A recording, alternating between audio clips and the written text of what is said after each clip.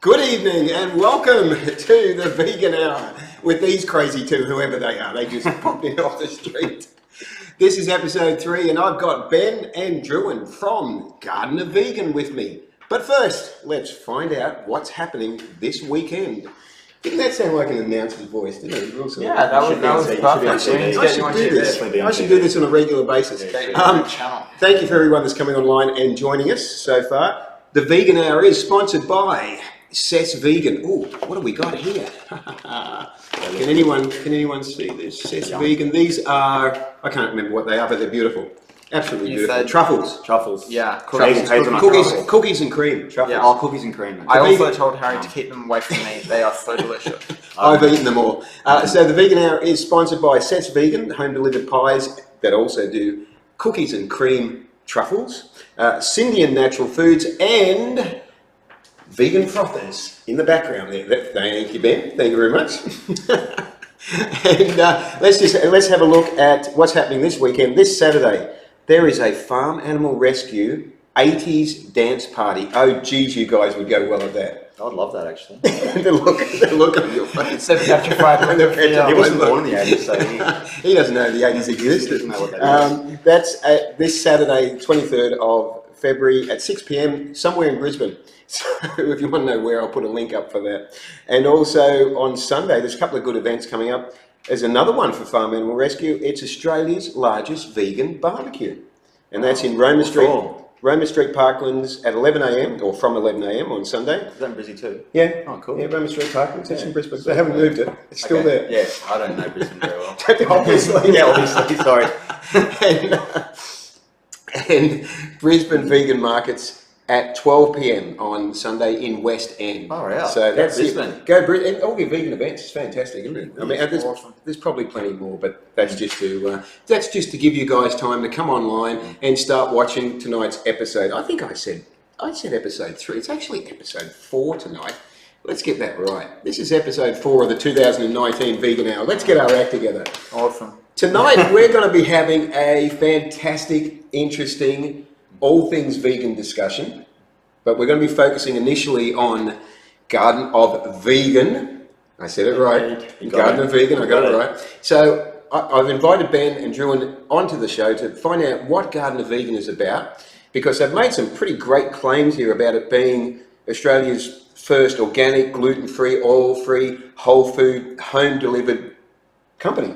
Australia-wide, yeah. Australia-wide, that is awesome. So we're going to be talking a bit about that, and we're also going to be finding out more about your personal journeys, your vegan journeys, and just vegan lifestyle in general, and all the different things that you've sort of noticed in that. So it's going to be really interesting. So let's start off with whichever one of you wants to answer this question. Okay. What is Garden of Vegan all about? You know what? I might pass that to Druen to start off with.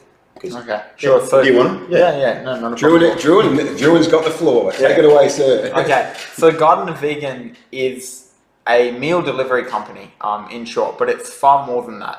We wanted to create a business that was really going to be like a vehicle for positive change, and for health awareness, and for people to really take that choice to take charge of their health, both for themselves and also for Australia and the animals in it. So Garden of Vegan is a meal delivery company where we're producing premium organic meals that are made from completely whole foods, made without oil, they're completely gluten-free, they're completely vegan, of course, they're made right here on the Gold Coast, and then they're delivered Australia-wide right to your door. So that, in short, is the basis of what we're doing.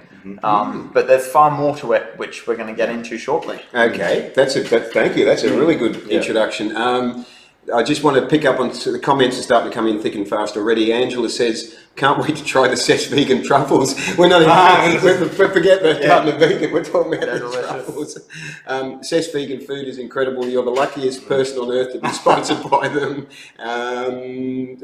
Matt says, g'day Mr. Harry, Benny and Druen. It's been a while since I've watched TVH. I'm looking forward to tonight's show. Thank you for watching, Matt, and everyone else, of course. Yes, hello. Damien is watching. Can I just say a shout out to Damien? Yes, please do. Damien is one of our business partners, and he's actually the actual founder of Garden of Vegan. He was the originator of the idea. Okay. Can't speak highly enough about him. We love him, and he is an awesome and inspirational vegan. He's a force. He's a force. He's definitely a force. Legend, absolute legend. He is. He is.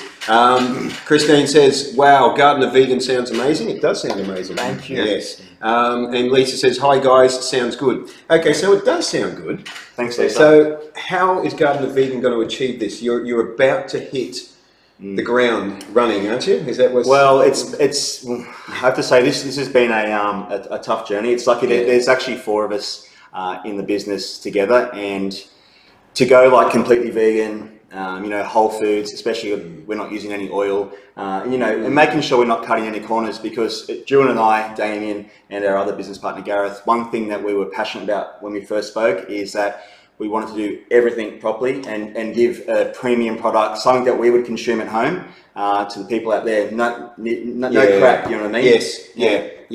And that's made it quite difficult for us. I was going to say really difficult. There's been a lot of hurdles, but we're almost there.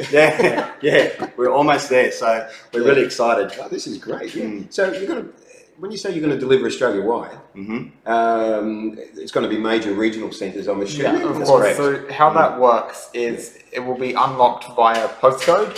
So we need a certain amount of people per postcode region to really unlock that. Right. So there's no exact limit to that, other than once we hit the amount of people within that postcode or within that region, we'll be able to ship there. So if you do live in a rural region, and you want to support our company, you want to have delicious whole food organic vegan meals delivered to you, probably the best thing you could do would be get your friends and family in on it as well. Definitely. If you live out rurally, if you live really out of the way, out in the woods, which is I do myself, what we're going to be doing is we're also going to be providing recipes on our website free. We're going to be doing cooking demonstrations. So for those of you that aren't able to actually engage with our company, by buying our product and the food we're producing, we're still going to make sure that everything we're doing, our philosophy, our meals, our recipes, we're still going to make sure they're accessible to you. That's awesome. I love that. That is a good ethos there, isn't it? That is awesome. Lisa says, so low sugar and salt too? Yes, entirely. Yeah. So all our meals are completely sugar-free, being whole foods.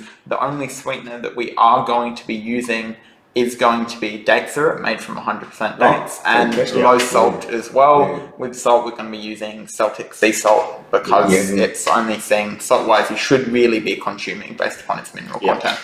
It's got the highest mineral content in the world. It does, doesn't it? Yeah, okay. It's above Himalayan salt.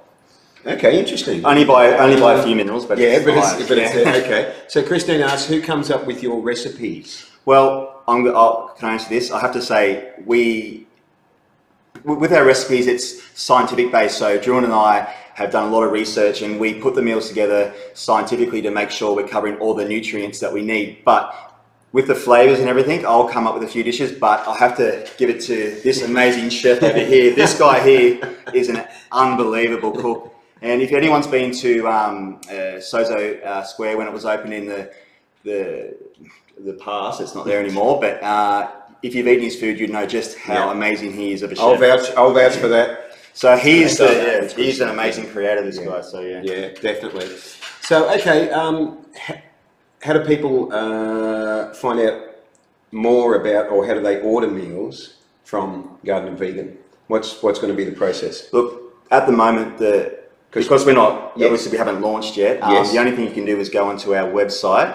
We have all the links on that on our page. Okay. And from there you can put in your details, and we're keeping everyone up to date with exactly how and what's happening. And it's happening soon, I believe. Yeah. Very, very soon. So everything's just been finalised. Yeah, we're looking at launching at the end of March. We'll start taking orders then for an April launch. So if you go to www.gardenofvegan.com.au, Harry's just popping it in the comments right now. That's our website. There's a little form you can fill out there, which pretty much what that does is it enables us to get in contact with you. We can ensure you're getting all the information, that you're staying completely up to date.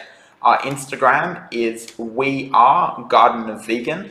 On there, Ben and myself, we're doing videos, we're doing recipes, we're doing sneak peeks, little showings of things we've got coming for you in the future, talks about health, talks about lifestyle, talks about veganism.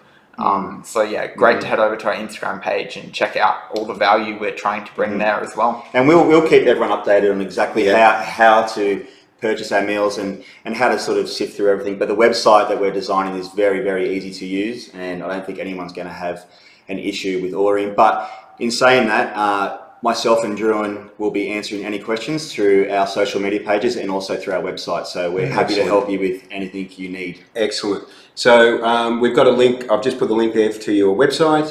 We've also got at the top in the title, we've also got the link to the Facebook page. If I can figure out how to put the link to the Instagram one, I'll do that later. And when this live stream goes up on YouTube, I'll also have those links in the blurb there as well. Okay, cool. Excellent. So now, before we went live tonight, we were having a wonderful discussion, a really interesting discussion about all things vegan, the lifestyle, and so forth. And there was a nice flow, what I've understood from talking to both of you is that there is a really good philosophy that extends from you personally into the business. And as you said earlier, wanting to sort of, what was the word you used to describe it? Sort of wanting to help people and help the world. I'm using my words. Yeah, so what this is kind of encapsulated in our business mission and vision, which means then we sat down for about 7 hours overall to really nut it out, and there was a lot more conversation between the four of us because we really wanted to ensure that when we were starting this, we weren't just, hey, there's a market opportunity, there's a business, we're going to do this. It's far more than that, and it's far more important to us on a personal level. So our official mission for Garden of Vegan is we want to inspire and facilitate conscious and abundant living, because we want to create a more conscious world free from suffering and sickness, of peace and prosperity. So from that kind of foundation, from that basis point, that's where we've built the company off, and all that has really been drawn and taken from our own individual experiences in life, our own journey with veganism, with health, our own spiritual journeys. We've all reached that point where this is, more than just about what you should eat. This is more than just about looking after animals, but really a total approach to life. I love it. I love it. The mission statement is great. It's something that we should all sort of carry with us as a little thing that we can look at every day or something, isn't it? Just to remind us in this world that we're in of what's actually important, isn't it? And what we should be aiming for. Entirely. Now, you were saying that it extends from your own personal experiences and journeys and so forth. So I want to get into that. I want to, sort of expand on that. So who wants to sort of share with us first? Before then. Ben, sort of tell us about, well, I'll start you off. You've been vegan 2 years, I believe. 2 years. Yeah, okay. So, and you were a big meat eater by your own words. I think it was something like, what was it, 6 eggs or something in the morning or something? It was animal products every meal, mate. Every single meal? Every meal. Wow. Every meal I ate was animal products. And okay, so tell us your story. You've been a personal trainer for a long time. Yeah, I've been a personal trainer for about 16 years now. So I grew up in a place called Culbara Beach. Where is that? It's down on the south coast of Australia. It's near Nowra, actually. Oh yes. When I was 21, I moved to the Gold Coast. I'm 36 now, so I've been on the Gold Coast for a long time.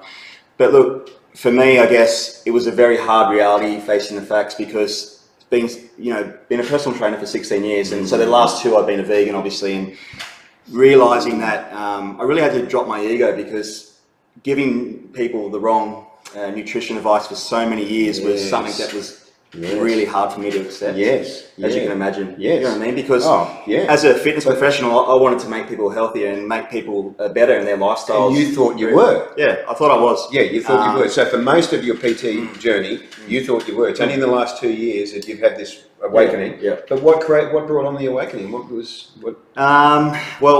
it a health issue, or? Yeah, to be honest, it was to do with like everybody out there. I've lost a lot of people close to me or family members that have died of cancer, and we were just discussing before. 1 in 2 Australians get cancer now. Isn't that amazing, guys? Epidemic. 1 in 2 Australians get cancer. It's almost as bad as the divorce rate. It's shocking. 1 in 2 get cardiovascular disease or heart disease, and then diabetes is way up there as well. So they're our 3 biggest killers. And it's preventable. It's preventable. It's completely preventable through lifestyle and also health. I guess what you're eating. Diet and lifestyle. So Gareth, who is our other business partner, gave me a bit of information one day. We're sitting down because we're brother-in-laws. Oh yeah, Yeah, yeah. One of our other, It happens to the It best of happens. us. So and he just happens to be one of the other business partners. Anyway, he started giving me all this information about veganism and how a plant-based diet is this, and I was like, what are you talking about? So was he already vegan? No, he was sort of starting to research. He was sort of starting to transition himself at that point. Yeah. And I started reading the information. I thought at first, he said to me a few times, I was like, oh, whatever, mate. And then I thought about it. One day I went home and I thought about it, and I thought, oh, I'm going to start looking into some of this stuff. And then I started seeing, all the evidence-based stuff there, and it's there. Yes, it is. It's there. It is. When you look for it, when you remove the blinkers or the blinders or whatever they call them, and you actually go, I'm going to look at this subjectively, it is there. It's there. So I guess what I started doing was I thought, I'm not going to give up meat, but I'll, I had no intention at that time. So I thought I'll just start adding some more plant-based meals in my diet. And then it came to the point where I started reading more stuff about it. And I thought, because this is only a health basis at first, obviously. And I think I sat down and I watched some stuff on, environmental stuff, animal stuff. Right. Then I think I sat there. This was a really quick transition. I sat there and I was like, biggest meat eater. 2 weeks I went full vegan and haven't looked back. So I went from a huge meat eater to a complete vegan. 2 weeks done. That is fantastic. Now I want to ask you, but before you answer this question, I want to ask you, what you noticed as the changes when you did it. But before I ask you that, something that you said there that I found really interesting is that, you sort of, the light went on where you wanted to start researching it. I wonder what it is that makes us get to that point. Where we've ignored something for so long. Do you have any thoughts on that? And suddenly you sort of go, you know what? I'm going to look at this. What is it that compels us to look at something like that? Do you have any thoughts on that? Look, I think as humans, we're all searching. I mean, I think deep down, most humans are good people, and the thing is that we're TV's in our face, this in our face. We're sucked into this world. That's not real, and we've been fed all this bull, and I think that there's a lot of people that ignore the vegan stuff. There are a lot of good people out there. That it doesn't mean they're bad people. It's just that they haven't come to that conclusion where they can understand it properly yet. And I think when you try and do it in a positive way and just give people a little bit by little bit, people do start looking into things. They respond to it. They respond to it, and that's what happened with you. It wasn't a case of somebody going up and saying you should do this. No one said anything. It was more like, have you looked at this? That's exactly right. And so you receive it, don't you? It's like a gift. You receive it. And I do believe too, a good health professional, whether you're a personal trainer like myself or naturopath, doctor, whatever, I do believe you need to be open to information, because that's what makes a good professional. Someone who can look at information and decipher it, not just be like, nah. Yeah. You know what I mean? That makes a bad health professional. True. Because it's more about their ego than helping the person. That's true. You know what I'm saying? Well said. Yeah, well said. So Lisa says, ditto, she went overnight. Overnight she went vegan after watching Forks Overnight. That's even more hardcore. That's fantastic. Very, very impressed by that, Lisa. Wow. So back to the question I want to ask you. So what did you notice as the changes? So within a 2-week period, you went from a heavy, you had animal products every meal. You went to no animal products at all. Okay. Yep. So what was the? Let's go through this. This is unbelievable, because one thing I thought when I went vegan, I thought I'm going to improve my health, but there's no way I'm going to notice any difference in my, because I train all the time, and my style of training is a bit different. Like I've never been, well, when I started in my early 20s, I did more of the bodybuilding stuff, but then I went into more, like Olympic lifting, cardio, every sport, bit of CrossFit. I like sort of any sport or any activities, but so I like, I wasn't sort of into the bodybuilding stuff, but just the fitness stuff.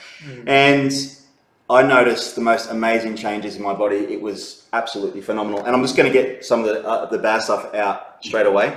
So thinking I was healthy, you do a shit once or twice a day, whatever. When you become vegan, it's the first thing you notice. You shit 3 or 4 times a day, and it's always really good. It's like it's satisfying, right? Like, I love it when we can talk shit on the show. My sleep, sleep was a huge thing. Sleep was just phenomenal all the time. The biggest thing I noticed is my strength in the gym and my recovery. These are the two things. So recovery, yes. I'll do a hard workout when I became when I got into veganism, and I was like, what the heck? The weight started feeling lighter and lighter, and like my body fat dropped, but the thing is, my weight didn't drop. So my fat, my I love it. Yeah, body fat was just More decreasing. muscle. Yeah, it was really ridiculous. But I've had joint pain, you know, from lifting weights in my elbows for years. Yeah. I'm talking like 3 or 4 years, and it's been excruciating, and I haven't been able to do anything about it. Within being vegan of 6 weeks, it was. I haven't had it back yet. But can I tell you one thing? I really want to get off. I've been highly allergic my whole life to citrus foods. So since I was probably about 4 or 5 years old, and I'm 36 now, so couldn't eat oranges, mandarins. I couldn't eat, even apples would set me off. Tomatoes would set me off. Pineapples would set me off. Wow. What else? What a life. Yeah, I know, right? Everything good. Kiwi fruit. And what I do is I've grown up my whole life getting ulcers in my mouth every second week, just mouthful of ulcers. Since becoming vegan, my allergy's gone. So I can eat oranges for the first time in my life. Only the last year I've eaten oranges for the first time in my life. Mandarins. It's on video. Oh, yeah. On his I did a Instagram. video on my Instagram. So For the first time in your life. Yeah. It's been so you can imagine at the moment I'm buying like a bucket of you know, citrus foods at the markets, you know, the farmers markets, because I just can't get enough of it. Never been able to eat it. I wonder where you were getting your vitamin C from. Oh yeah. Yeah. I mean, previously it would have been a struggle, wouldn't it? Well, vitamin C. Well, vitamin C is in lots of vegetables as well. Lot of Yes, but greens.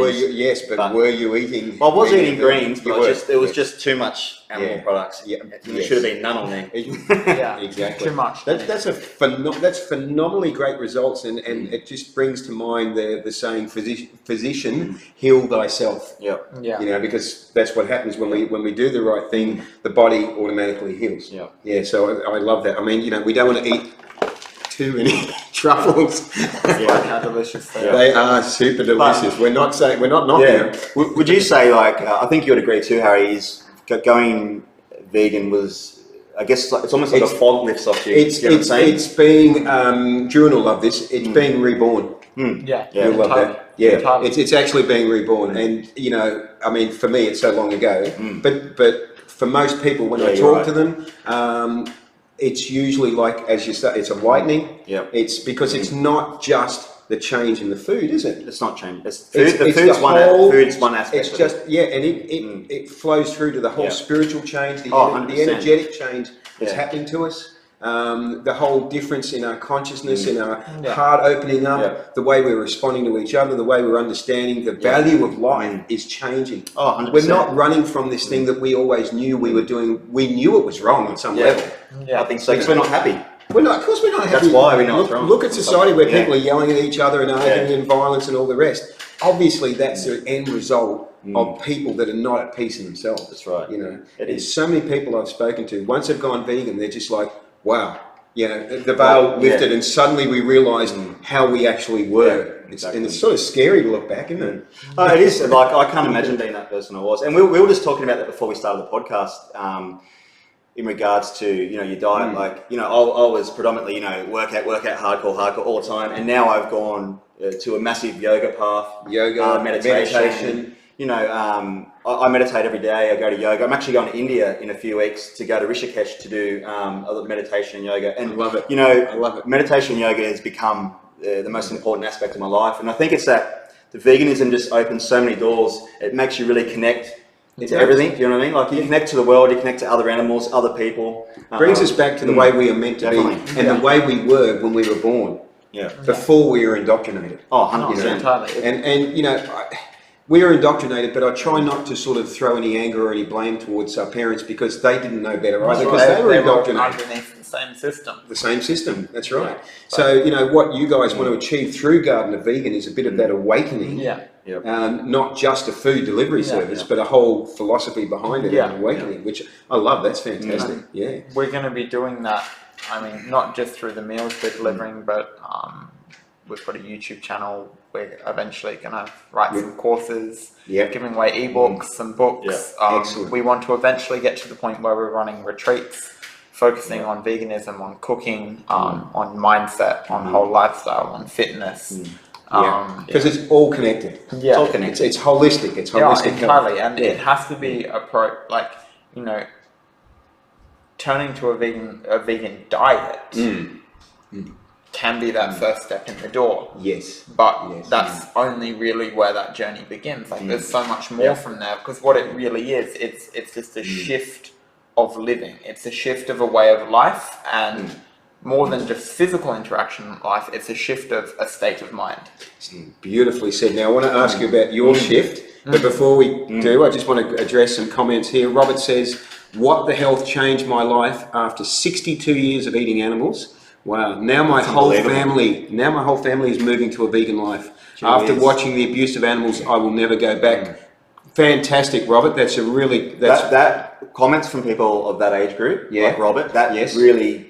It makes me really happy because because that's a long time. You know what I mean? That's a big time of indoctrination, isn't it? Yeah, it is, and sometimes it can almost feel helpless with different generations. It can, because you look at little kids; they're easy because they understand. So, man, Robert, that's so awesome, mate, for you. Good. That is a good point you've made there. It is so much harder for somebody of that sort of age group to make the change. But also, you mentioned kids as well. We actually have a fantastic sort of worldwide awakening of youth. Oh, it's massive. That is just like, no, we don't accept the norm that we're born into now. We're not interested in what the crap the TV's telling us and all the rest. We actually want to make a change. No, that's so inspiring. Huge, well, even to a degree, global push that's happening subconsciously in this search for truth.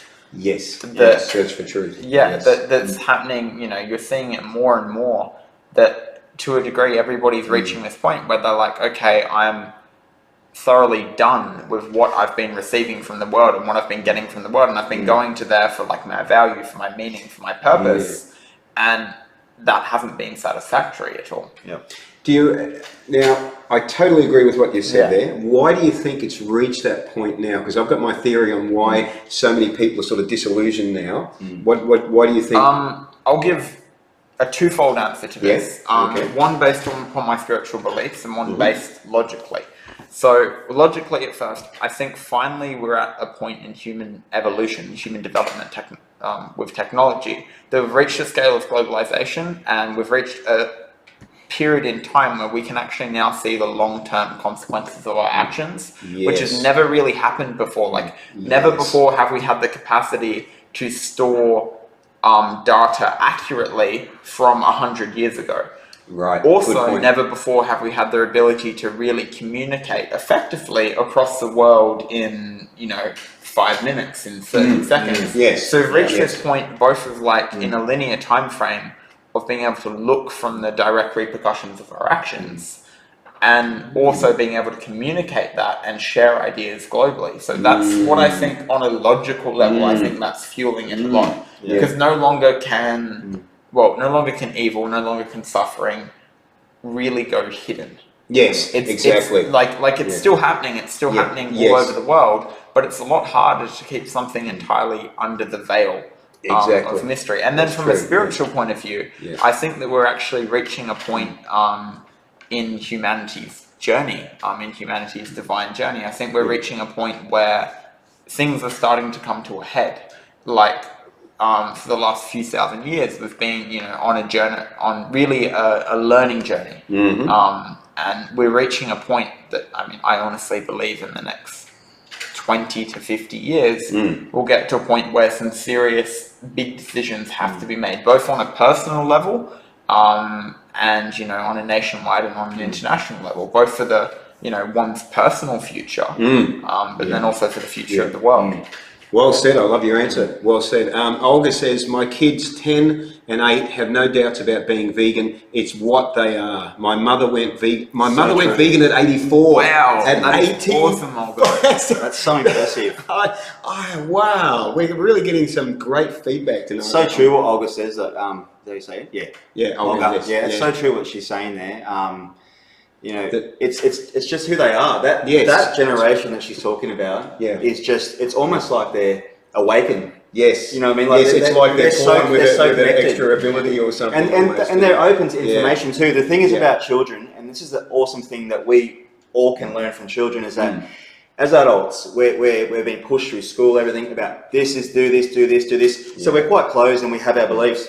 Children are open to the world, you know what I mean? They're open to everything. And the children can see that's wrong, that's right, that's wrong, that's right. They can make that judgment where we're so like, there's so much stuff going on here, we can't always tell what's wrong and what's right because we've we believe this or that, you know. I'd have to say that the fact that what you were saying, Druen, about we now have all the data and that as well, that helps children to see this more clearly too. Entirely. You know, because it's there. It's like, well, hang on a second, it's obvious to us now that what we're doing is not right. We've got to change this. Yeah, you know? there's no logical dispute for it. Yeah, and we're also reaching the point where there's no longer any, or where there's starting to become a less and less emotional dispute for it as well. Yes, that's true. So I want to find out about your journey. Big boy. Yeah, awesome. So it's been really interesting for me because it's been punctuated by some highs and lows and moments that I'm not necessarily entirely proud of, where I'm very consciously aware that I did not live up to really the role and the responsibility we're given as humans with our capacity to make decisions and influence other lives. I love that you have the courage to admit that. Thank you. Yeah, entirely. So I was raised vegetarian by my mum, and at the age of 9 or 10, she gave me the choice if I wanted to eat meat. All my friends at school did. I've been bullied for years for not eating meat. I decided that I wanted to. Right. My mum did something very interesting that I haven't heard many other parents do. She said, you're more than welcome to eat meat, but you have to actually kill it yourself. Right. So she introduced a responsibility there of taking life. Entirely, which was something that... interesting. For a large variety of reasons, one being, a young child and you don't have a full connection, but also add to that social pressure and some developmental issues based upon family situation when I was growing up. I decided to do that. So the majority of, all the animals that I have eaten, I went through a process of, before I ate that, I actually had to slay and process an animal, which as a kid, as a child. So I went to a farm and did kill a potty calf. We killed chickens at home, which was extremely interesting at the time, and looking back on it to understand my own psychological process of that. So when I was younger, I didn't have a problem with eating meat, but I was very spiritually connected to the process of it. I was very aware that there was an actual death and life exchange here. But for me, from that age, that it was the way I looked at the world, through a child's mind, was the fact that this was something that was necessary. I didn't, because my reality was being really informed by my society. I was looking at that of, hey, this is necessary, so I'll be connected to it as much as I can, but this is something that's deemed necessary. At the time, I didn't realize that it wasn't necessary, simply because I wasn't really exposed to anything else in society that was influential enough on me when I was young. So let me ask you this, so you felt it was necessary. Did that help you in your mind think that it was okay to be killing a living being? Yes, it entirely did. Which is one thing I think affects lots of people nowadays as well. Because we can all agree, humans by default, we're creatures of empathy. That's one thing that distinguish us from so many other creatures is the fact that I can empathize with something you're saying. We can empathize. Go watch videos of slaughterhouses. You can empathize instantly, and you can't stop. Unless you consciously stop yourself, you can't. But the thing was, I was at the mindset at that time based upon what I had built my reality from. I was, okay, this is necessary. So even though I was connecting to it at an emotional level, I drew a line there.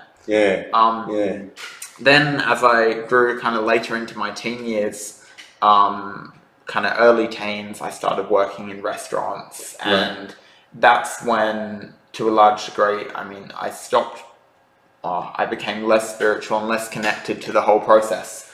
of everything, and I was just eating meat as part of my lifestyle, and there wasn't any thought to that, which was very different to when I was younger. Would it be fair to say that you just sort of got swallowed up by the world? Yeah, I sort got of thing completely swallowed up by the world. It was Yeah. at the same time that, you know, I started drinking, I started smoking, I started doing drugs, I started partying. Yeah, all the things that are meant to make us happy. Yeah, indeed. I just started pursuing that happiness and value trap. And then come 16 and 17, I went on a big spiritual search. I started looking into lots of different religions and exploring lots of different schools of thinking.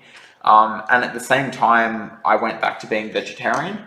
And I cut out all meat, and I was plant-based, but I wasn't vegan. So I was plant-based, you know, the majority of the time, and I'd go over to a friend's place, they'd cook lasagna that had cheese in it, I'd have that. So my journey into veganism is totally different to Benny's, because it was something that I, to a large degree, grew up on the fringes of. Whereas Ben's was like from no knowledge and no awareness to an abrupt finding of the truth, and then a sheer conversion to it.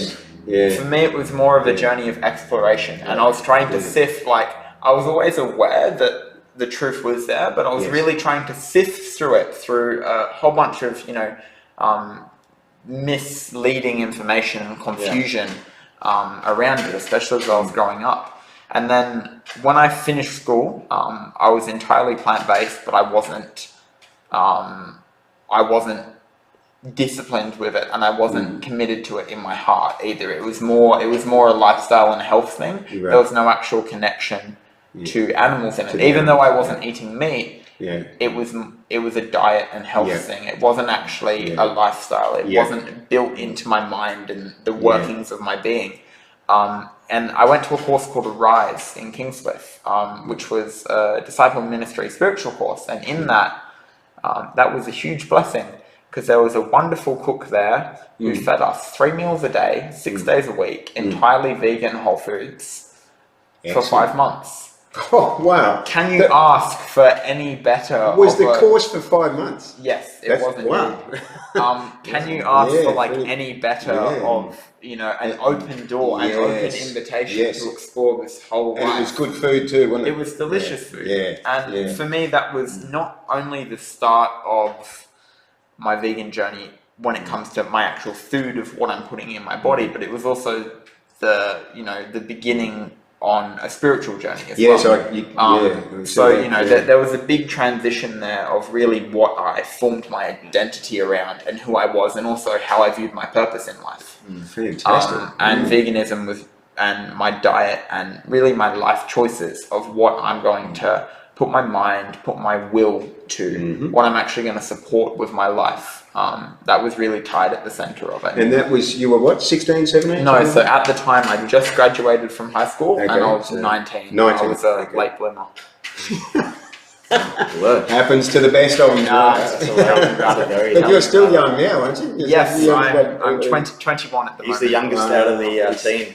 You're such a go-getter I'm planning on helping all these guys retire early. I'll keep the business going right up to my early 30s. There's a good comment there from Robert that says, Garden of Eden, a Garden of Eden. It's actually Garden of Vegan, but you're close, Robert. Everyone does that now. You're doing that. Yes. Well, maybe actually he means Garden of Eden. Oh, it maybe does. Garden of Eden, love what you were doing, bring it on and help make the world a better place. Thanks very much, Robert. Yeah, whether we call it Garden of Eden or vegan. Yeah. Appreciate that, Robert, mate. The name was actually a huge blessing. Gareth, that's Benny's brother-in-law, one of our business partners, he thought of it, but while we were mulling it over, we thought that it was so appropriate. So Garden of Eden, for those of you who don't know, is within the biblical story, it's a place where God first placed humanity, and it was a place, Eden actually means pleasure or enjoyment. Of course, it does, yes. So it was the garden of pleasure, but there's far more to pleasure than just like, hey, I'm enjoying myself in a selfish sense. True. Pleasure is, pleasure in unity, as in like everything was at pleasure, everything was at peace. Yes. Interestingly, within the biblical story, the first diet originally stipulated to mankind. Yes. See, this gets us both excited because it's super interesting when you dig back into lots of old religions. It is interesting, yes.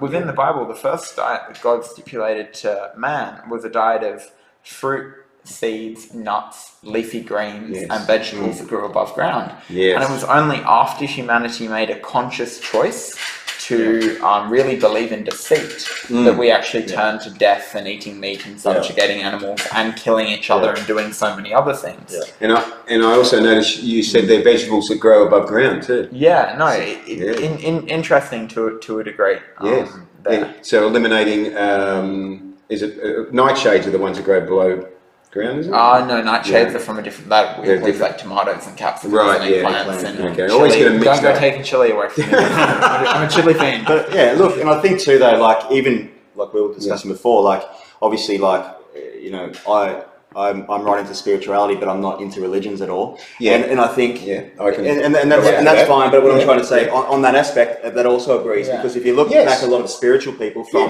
back in time, they're the same.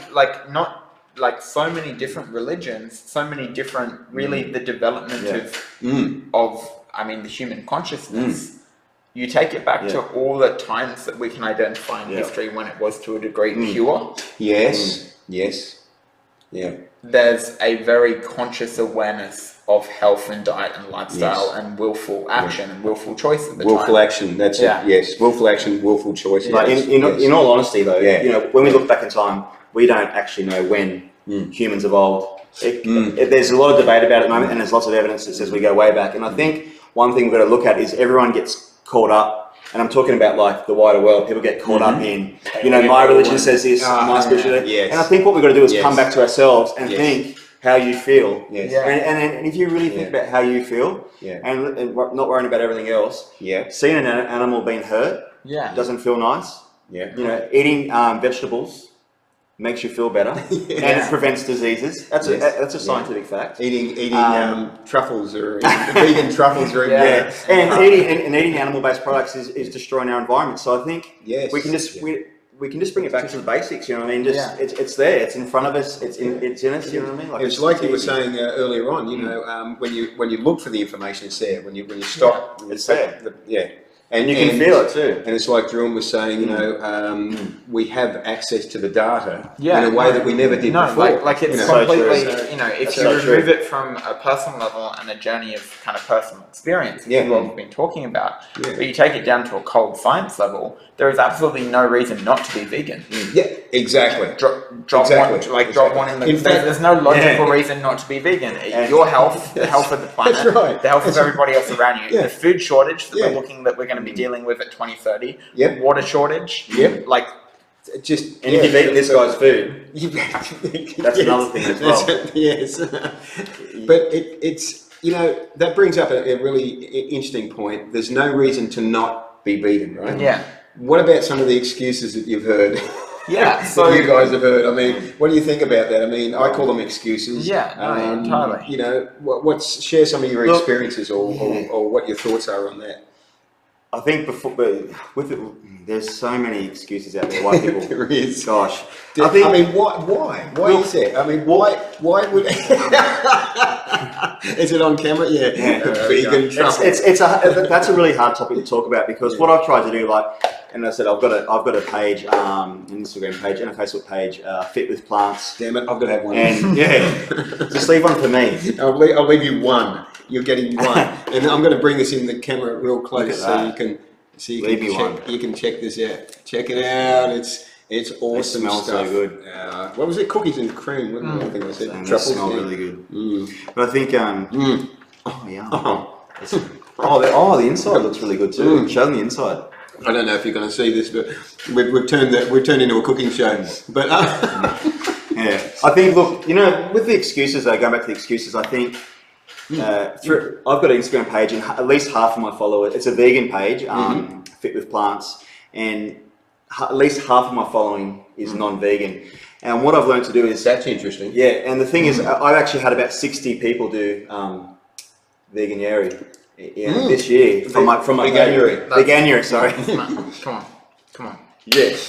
So that's good. You know, like what I found the best thing to do is, as a vegan, is just you don't judge. Like if someone's got excuses, you don't judge anything they do because all you can do is support them and help them. It's a good excuse. Damien says I always hear, I couldn't give up cheese. Look, well, we're you not know just what? 2019, vegan cheeses. Man, Yeah. you've probably made some amazing vegan cheeses in any case. Yeah, you know? I haven't made. Oh, actually, I did a vegan cheese making course. I'm going to do a shout out to BKA Vegan. Oh, Have you been to BKA? BKA Vegan. Their cheeses. Yeah, they're good. You got? Have you tried them? Yes. They are good. Wow. Yeah, but Yeah. I mean, they're awesome people. in terms of the excuses, one thing that's really they are interesting. awesome. Such good people. In the last 8 days, I've had a young gentleman move into my house, and he meat eater, and we'd had a brief conversation before where he said that he wanted to go vegan, but he's attached to the idea of meat mentally, emotionally, traditionally, in the fact that he literally doesn't know how to do anything else. He's not an experienced cook. Right. So it's what's easy for him, it's what's familiar for him. Right. He also believed it was cheaper because he believed it was more expensive to eat vegan. So I feel like lots of the reasons that people have as logical reasons in their head against veganism are really founded on a level of misinformation or deception to a large degree. So we actually did a challenge. So what I said, because the wrong thing to do here would have been like, right, well, you can move in, but you absolutely can't have meat in my house, and you just got to deal with it, and that's the way it is. Right. Because he'd probably end up starving to death. Or Which he'd end would be up slightly inconvenient for him. or he'd end up and going out and eating meat out all the time, and then coming home and not eating, with me. So what I said to him instead is, I said, how about this? How about for 30 days, you eat a vegan, healthy, whole food diet with me? Great. So we will go shopping together. Great. And in fact, what I'll do, because I know at the moment you're on a budget, so am I with starting the business. Yeah. We will spend $50 each a week. So we will live for the two of us for $100 off the week, and that includes that's all plant-based, all vegan, all whole food meals. We will cook 3 meals a day at home, and we will do snacks, and we will even cook enough food so we can have friends over. So we fed. We did 12 extra meals and 3 extra smoothies throughout last week, and that fed 5 people throughout the course of for $100 for the week. Yeah, for 100 plus all our meals for the food. So my approach to that was everything he had and he believed about veganism.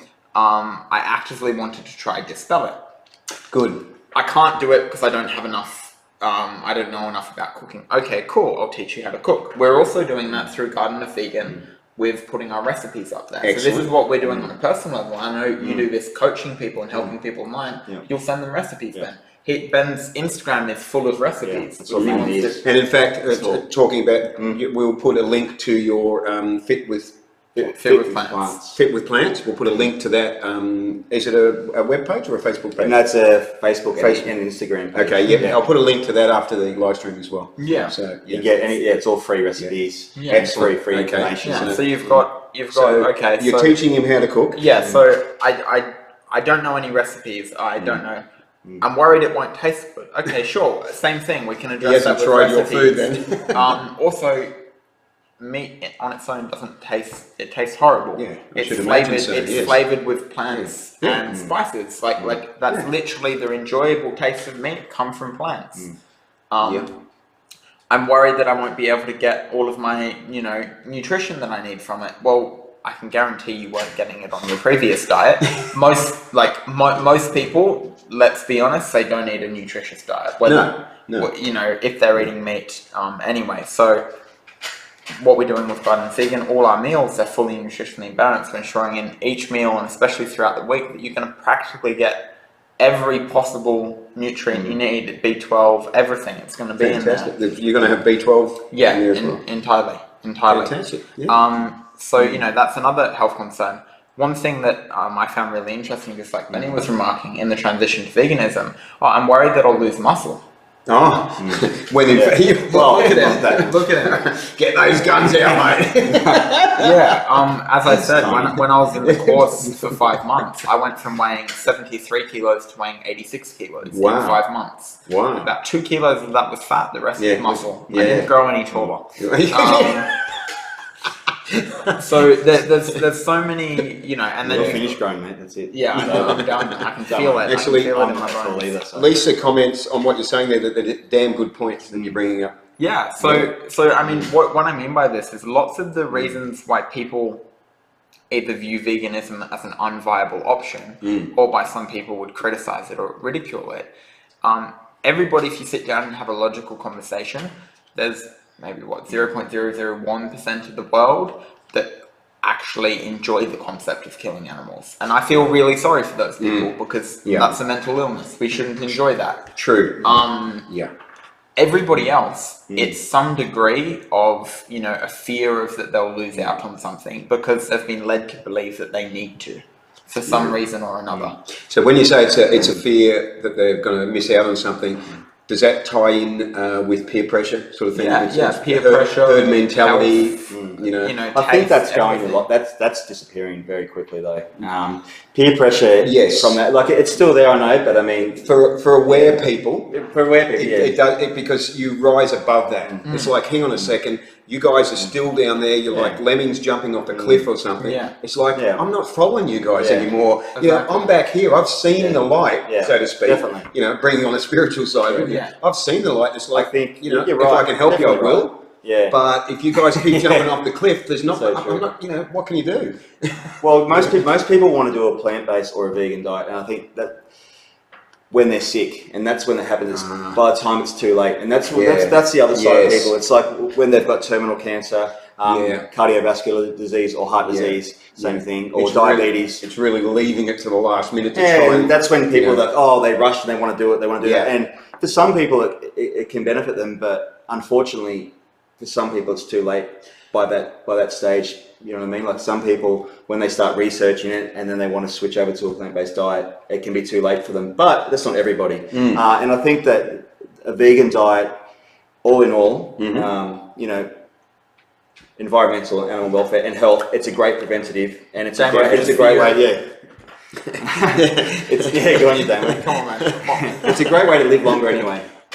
Yes. And it's not about living longer. Or quality of life. It's a quality of life in those years, isn't it? Yep. I mean, who wants to live whatever length of time we live and have all the pains and aches and, you know, like you said with your left elbow, was it? Yeah. You know, you're having a constant pain there because you know it went away when you became vegan.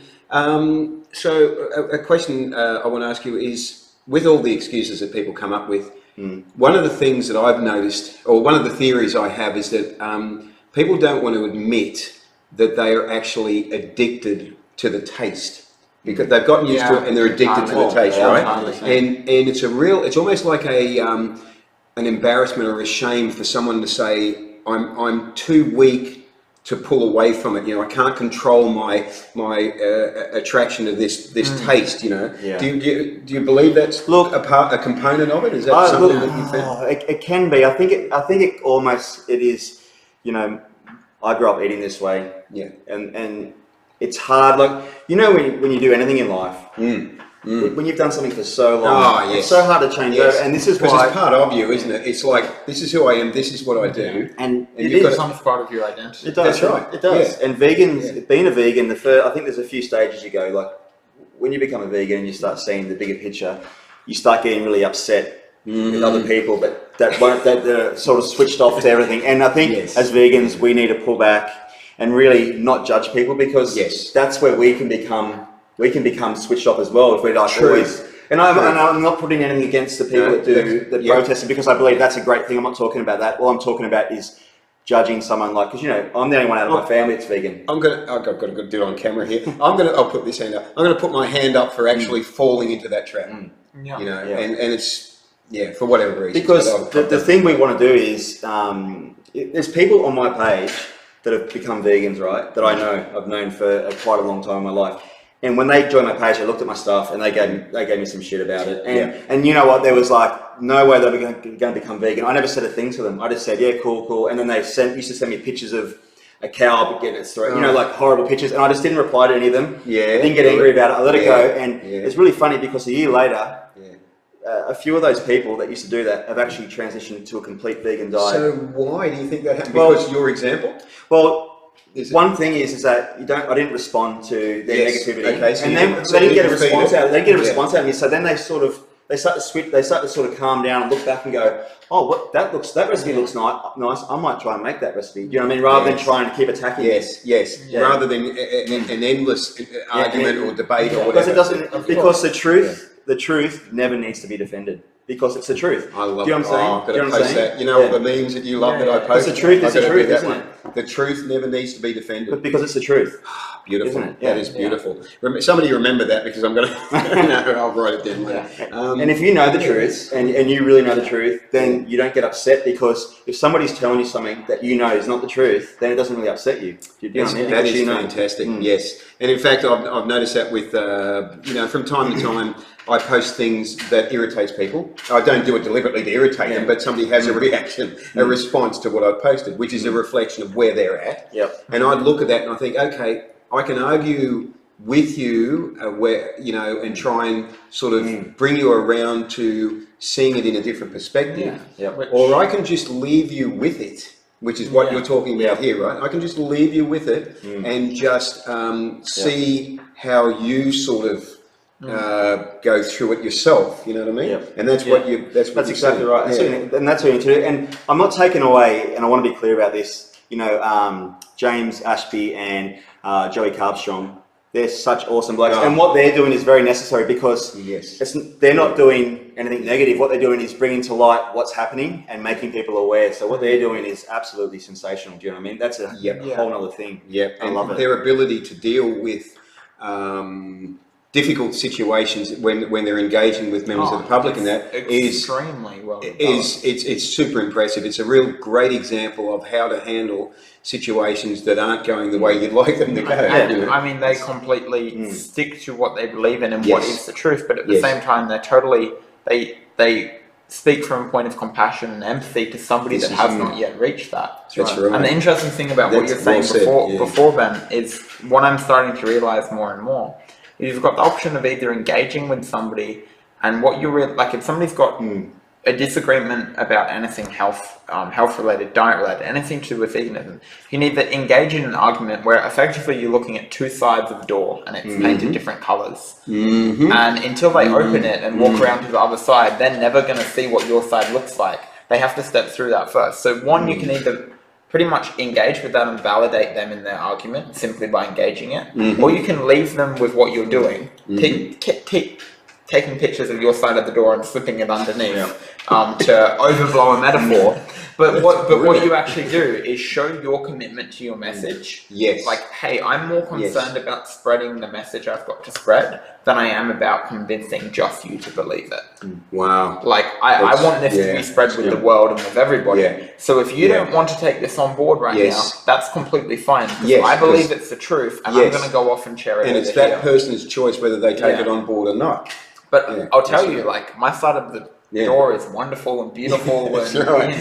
And we're a lot healthier and happier over here, and the animals are all rejoicing over on this side as well. So, when you come to that, open the door, you'll see that. Man, I think that is actually, looking at the time, I think that is a really good message to wind the show up on. I think it's really, really good. Damien also repeated, the truth never needs to be defended. So he's posted it up there. So that's great. Mate. Thanks, mate. And Christine wants to ask a question about Garden of Vegan. Please do, Christine. You'll have to ask away, Christine. You'll have to let's see you get in there and type real quick. We are almost finished, aren't we? Yes. It's see how time flies when you're having fun. See, we wanted to have a really interesting, engaging conversation tonight, and we have. We've started. It's been fantastic. It's been a pleasure to be talking to you guys, to find out about Garden of Vegan and just expand into the. We could have talked for another hour. And if Christine, so Christine's question is, what plans do you have for packaging your meals? That is that is the best question, I think. We've been waiting for these questions, because that has been the biggest dilemma we have had from day dot. Look, at the moment, we've got BPA-free recyclable packaging, but we're really excited because we've got something really good happening, even better in the very near future. But we can't really talk about it at the moment because we're going through some things with that product. But in Australia, it's very unfortunate to know that in Australia with packaging, we have to be really careful because the biodegradable packaging that they're offering in Australia now, it's actually against the law for us to send that out because we can't seal it, and it's also bacteria gets into the food. So and all your biodegradable packaging that you get at restaurants, I know this from Foursome, it's great for food that you're eating there, but if we're sending something to you and you live in Melbourne and you're keeping it in your fridge for 1 or 2 days and we have to get it down there, in short, at the moment we're using something that we're doing the best we can with the choices that are available to us. We've got the best possible products. We're using entirely recyclable, BPA-free containers, and then we're actually working on something that's entirely biodegradable that we're really excited to bring to you very soon. And we can't really talk about it too much because we'll be the first company to do it. And we don't want, obviously, we can't talk about it at the moment because we don't want to give anything away about it. But this is something we're really, really excited about. So once again, it fits in with your philosophy of trying to do the best thing you can do. And I mean, it's coming at